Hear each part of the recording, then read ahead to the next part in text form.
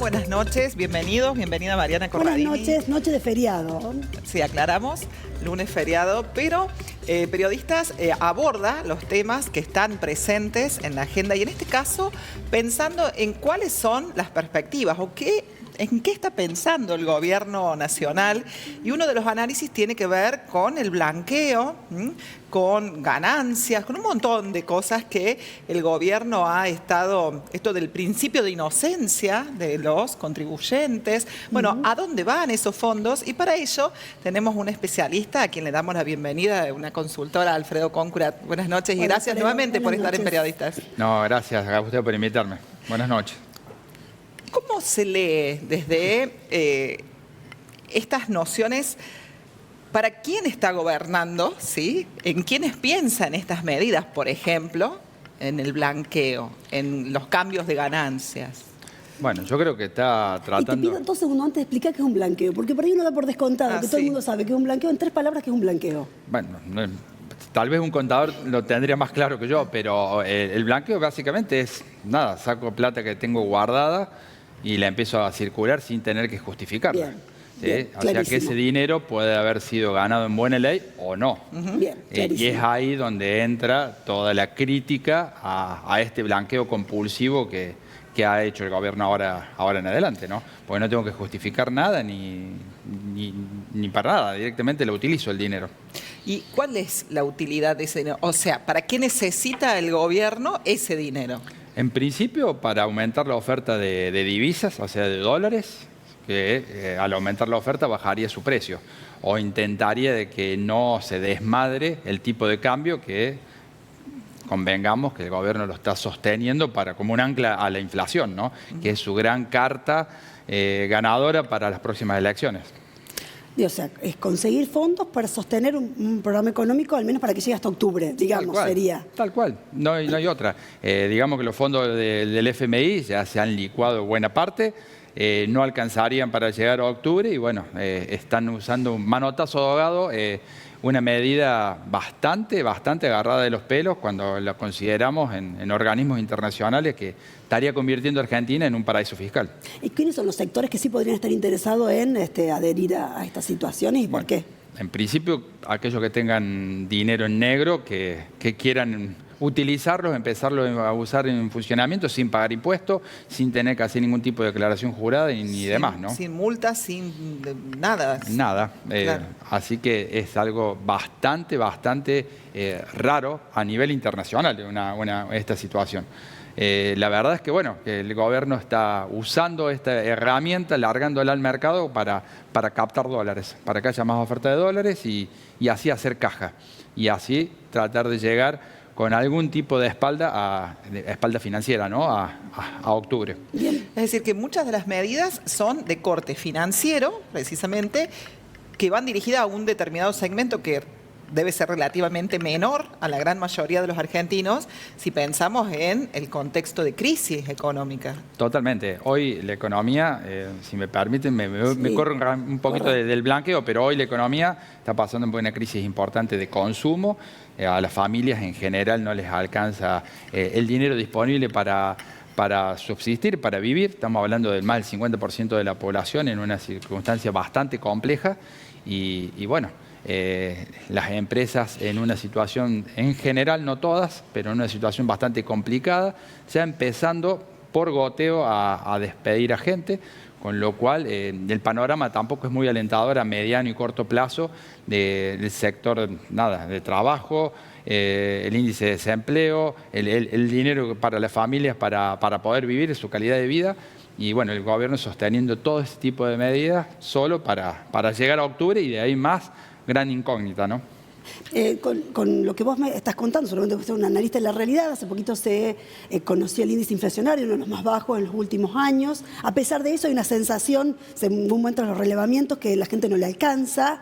Digo, seguramente por esto que vos decís, porque además están pisados los ingresos de los asalariados y de las personas que trabajan en particular, ¿no? Sí, aparte han subido tanto las tarifas, tanto el combustible, tanto el gas, la luz, todos los servicios que no alcanza el dinero luego para consumir alimentos, básicamente. básicamente. Claro. Te digo, la mayoría de los sectores transaccionales, o sea, de comerciales y productivos, en el entramado que yo conozco, Villa María y la zona, está bastante complicado. No quiero decir que todos estén en una línea debajo del punto de equilibrio, pero sí está mucho más complicado que años anteriores. Es decir, que hoy se está trabajando, pero sin rentabilidad, digamos, es para sostener lo que hay, y en algunos casos, vos bien decías, empezando a despedir o tomar decisiones, digamos, por goteo para que no sea el cimbronazo tan fuerte. No, y también porque las empresas tienen un nivel de operatividad y no pueden deshacerse de toda su gente, digamos.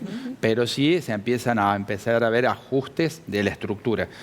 Aumento de costos de estructura, menos rentabilidad, de arriba para abajo, porque tenés que tener menos markup, menos margen de ganancia, hacen que las empresas estén más ajustadas y empiezan a tratar de ser más eficientes en su estructura, y nada, eso se resiente en el entramado laboral, digamos. ¿Qué te preguntan los empresarios?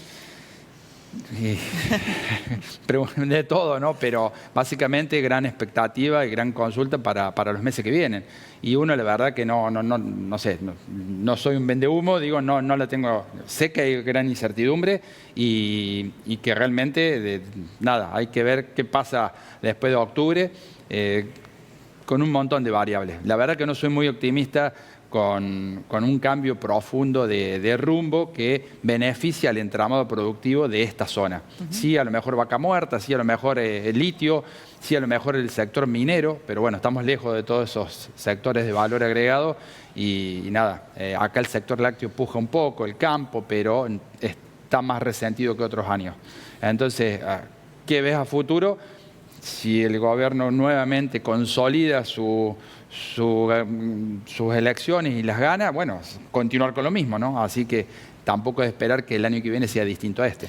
Con relación a esto, Alfredo, vos decías recién, ¿no? También es un modelo financiero y extractivista, porque sin dudas allí está puesto el foco, digamos, de lo nacional, pero también de lo que él ha dicho que iba a hacer. Y es decir, los argentinos eligieron este modelo en contra, y Córdoba eligió este modelo aun cuando es una empresa de diverso tipo de producción, como vos decías, lo lácteo, lo agropecuario, la cuestión de las industrias, automotriz, y pareciera que todo eso está cada vez como más en el olvido de las políticas nacionales.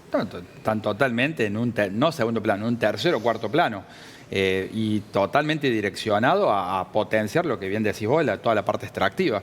Realmente se está tirando en la mesa un cambio de matriz productiva profunda en el país que va a causar un impacto importante en lo económico y social. No sé, imaginemos que muchos cordobeses o del sector de La Pampa tendrán que migrar a Salta, a Neuquén. No sé, se está reconvirtiendo, digamos, la matriz productiva argentina con todas las consecuencias del entramado productivo social. Lo dijiste como al pasar, ¿también se va a resentir el empleo, Alfredo? Se está resintiendo el empleo. Aún así, siempre aclaro, en el 2001, cuando hubo realmente una explosión que, nada, ya vemos todo lo que pasó allí por octubre, diciembre del 2001, la tasa de desempleo estaba en el 18,7%. Y hoy, a pesar de que está aumentando, estamos en el 7,7%. Es decir, que todavía hay ¿En la década mucho... del 90 lo más alto que llegó a 25, 21? No. ¿Esa fue lo más alto que hemos conocido en la historia reciente? En el 2001, digamos. Sí, y el 25% estaba la tasa de desempleo para menores, para jóvenes de 25 años. Lo que sí veo que la situación actual tenemos un piso mucho más alto de pobreza de lo que había en el año 99-2000. Claro, era como que había más clase media. Más clase media, pero con muchísimo desempleo. Hoy todavía no hay tanto desempleo, en aumento pero no tanto, pero con una situación de clase media mucho más deteriorada. Entonces, ¿qué te preguntan los empresarios, ¿no? Como consultor? ¿Y vos qué respuestas podés dar? ¿Paciencia? No sé, ¿cuáles son ese acompañamiento que tenés que hacer como profesional? ¿Estar atento a qué? ¿A qué estar atentos? A nivel macro, el análisis está planteado y podríamos profundizarlo un poco más, pero a nivel micro, después sí nos ocupamos de trabajar internamente en ser más eficientes y realmente, analizar los costos de estructura. Realmente un montón de actividades no están siendo viables Y el empresario, como cualquier persona, tiene ciertas expectativas, ciertas esperanzas y sigue funcionando. Y decir, pero fíjate que si ahora perdés 10, en un año perdiste 120. Así que no, ahora tenés problema económico y más adelante va a tener problema económico y financiero. O sea, es empezar a trabajar en la estructura de las pymes y en tratar de meter tecnología y ser más eficiente. Aún así, muchos sectores, principalmente el metal mecánico, talleres pequeños, los veo muy complicados. Con lo cual, expectantes a lo que pueda pasar. Se nos termina el tiempo. ¿Vos creés que octubre va a marcar un punto de quiebre? ¿Algo va a cambiar para bien o para mal después de octubre? Yo creo que si gana Milei, que está gobernando y está apuntando estas líneas que tanto está afectando a lo que estamos diciendo, va a profundizar lo que está haciendo. Yo haría lo mismo. Si yo fuera presidente y hago esto y me votan, lo haría con mayor ahínco, digamos. Si pierde, probablemente tenga más dificultades para seguir profundizando el modelo que está llevando adelante. Bueno, muchas gracias. Gracias, Alfredo. Tuvimos Gracias por venir. el análisis de Alfredo Concurat. Vamos a una pausa y volvemos con otro análisis con un periodista especialista en el tema rural, en el tema lácteo, que es muy importante también en nuestra región, José Iacheta, después de la pausa. Volvemos.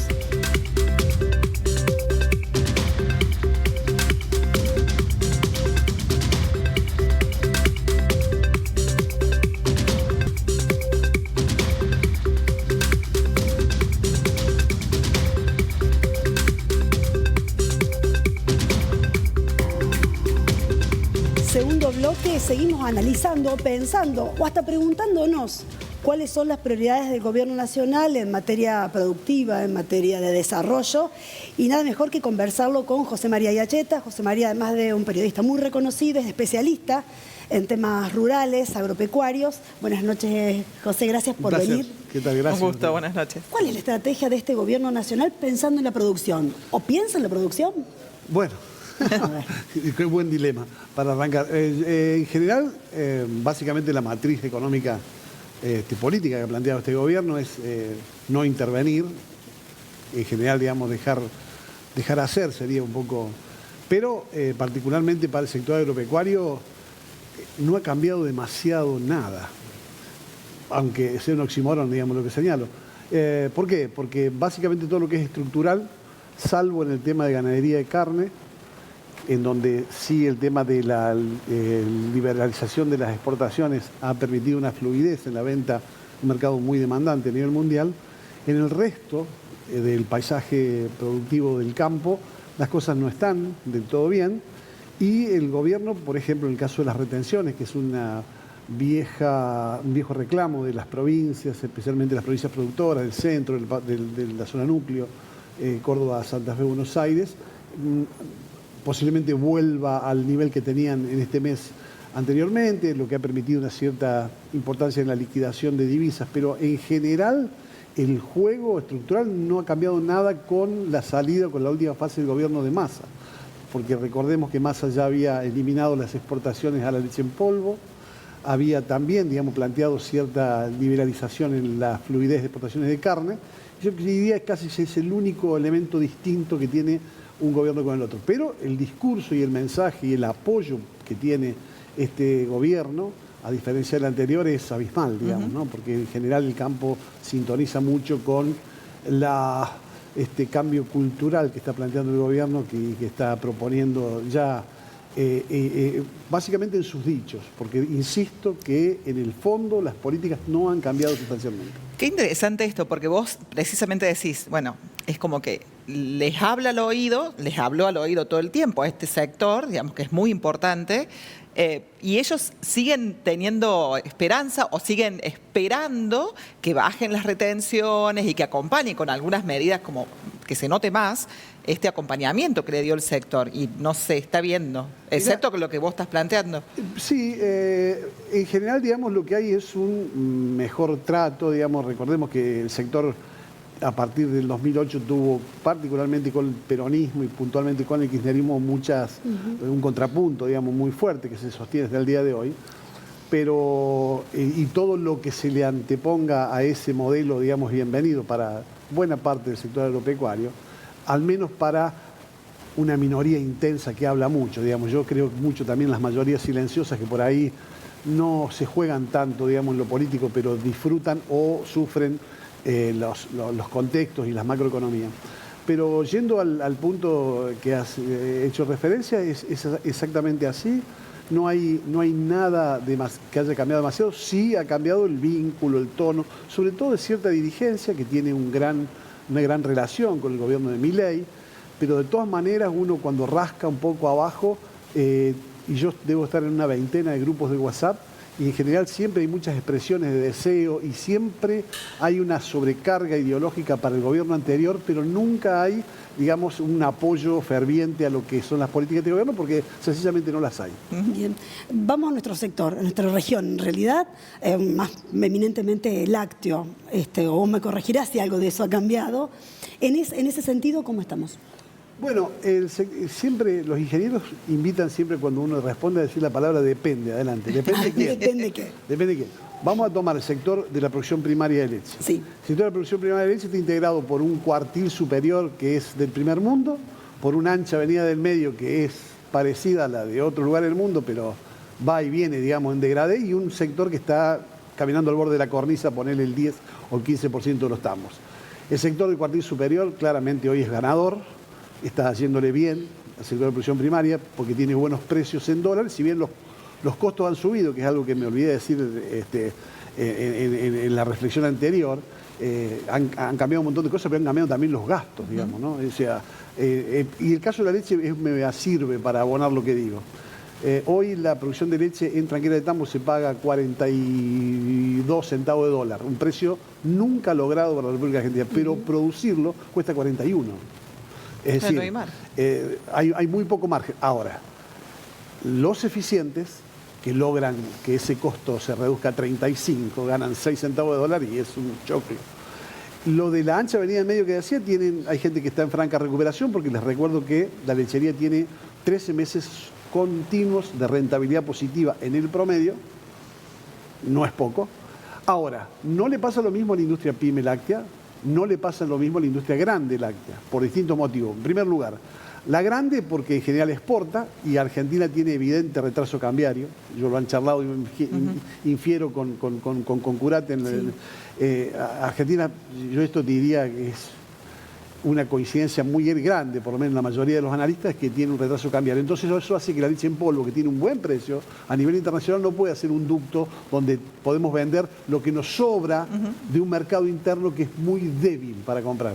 Yo creo que cualquiera de los que nos acompaña aquí en el piso, en el estudio, sabe perfectamente que en Villa María, que no sea sobreofertada lácteo, puede comprar quesos a precios muy razonables, muy razonables. No hay que ser tonto en esto, no hay que ir a comprar donde los precios valen 5 dígitos un kilo de cremoso, pero hay de 6, 7, 8 mil pesos el kilo de cremoso y es un precio hiper razonable. Por eso, y a pesar de eso, las ventas, el consumo de lácteos crece muy poquito, en comparación a un mes horrible como fue al menos el primer trimestre del año 2024.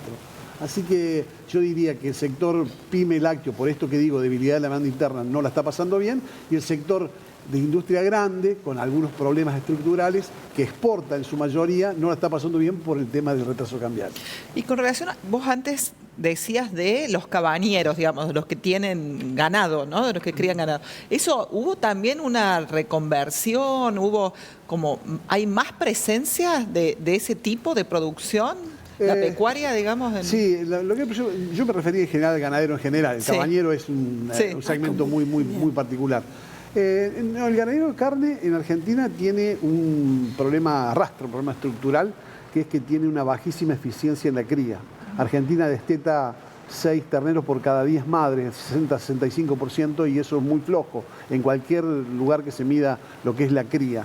Argentina tiene que mejorar, pero muchos de ellos son dueños de campos, entonces por ahí no colocan el costo de oportunidad que se llama del uso de la tierra. Por ende, el número les podría dar positivo, pero porque no lo sacan bien, como corresponde. Creo que la ganadería de carne, de todas maneras, está en un proceso de tránsito, de transición importante. También lo está la lechería, también lo está la agricultura. Hay drones, tecnologías de primer nivel que están funcionando y que ayudan. pero de todas maneras me parece el sector, diría yo, más atrasado tecnológicamente en promedio, y es de esperar que se está dando un cambio desde la genética, desde la sanidad, desde la nutrición. Son todos anclajes que le va a posibilitar a Argentina que perfore, yo no creo este año, pero sí posiblemente el año que viene, 1 millón de toneladas de exportación de carne.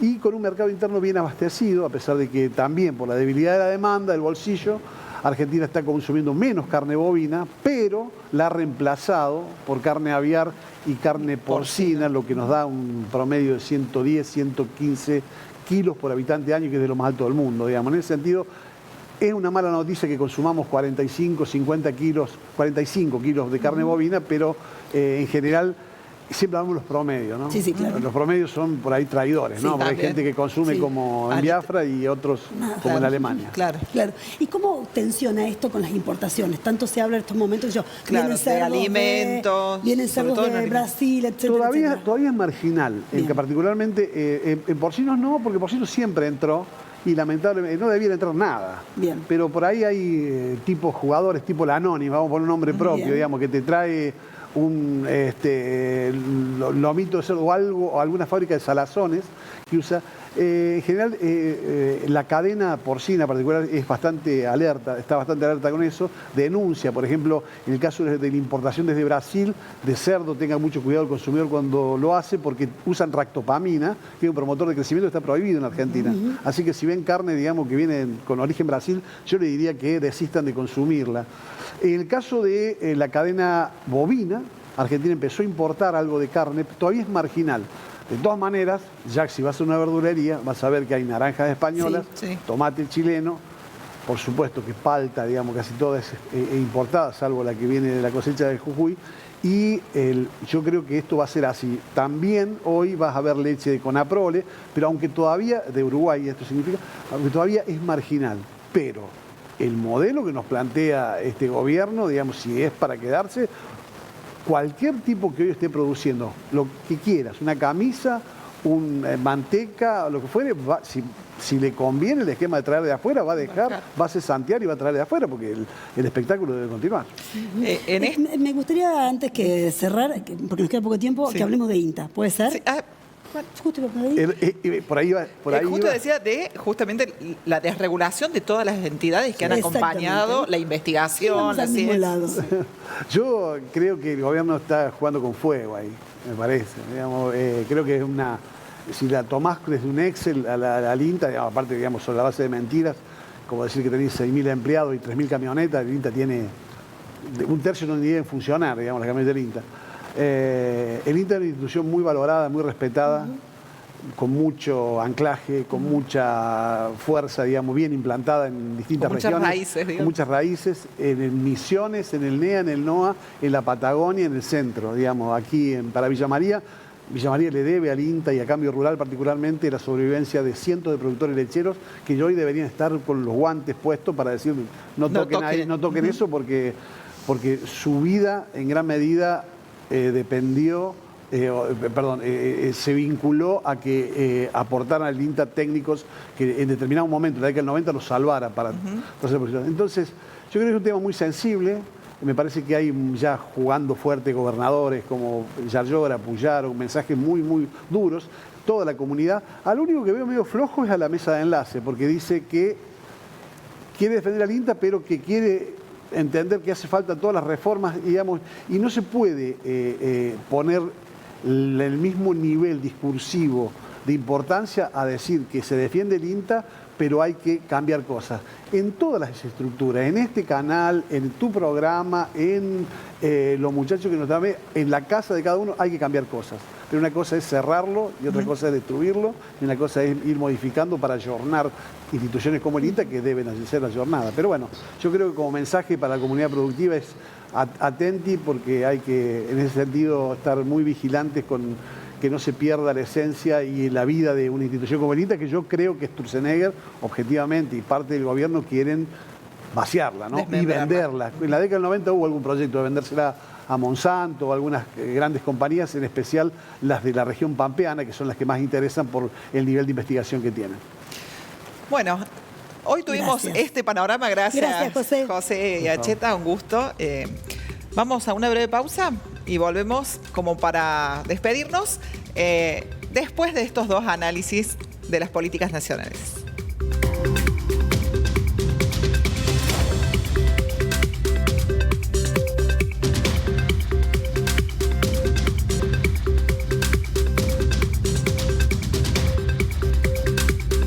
En el cierre, solo tiempo para destacar lo que los entrevistados acaban de comentarnos, tanto en el análisis del sector financiero y de lo que vendrá en materia productiva por el lado del segundo invitado. Además, agradecerles porque han sido absolutamente pedagógicos para quienes por ahí no manejamos en profundidad algunos de estos temas, pero que nos ha quedado claro un panorama complejo que lamentablemente por allí está amenazando con complejizarse más. Ojalá nuestros sectores productivos puedan sostenerse.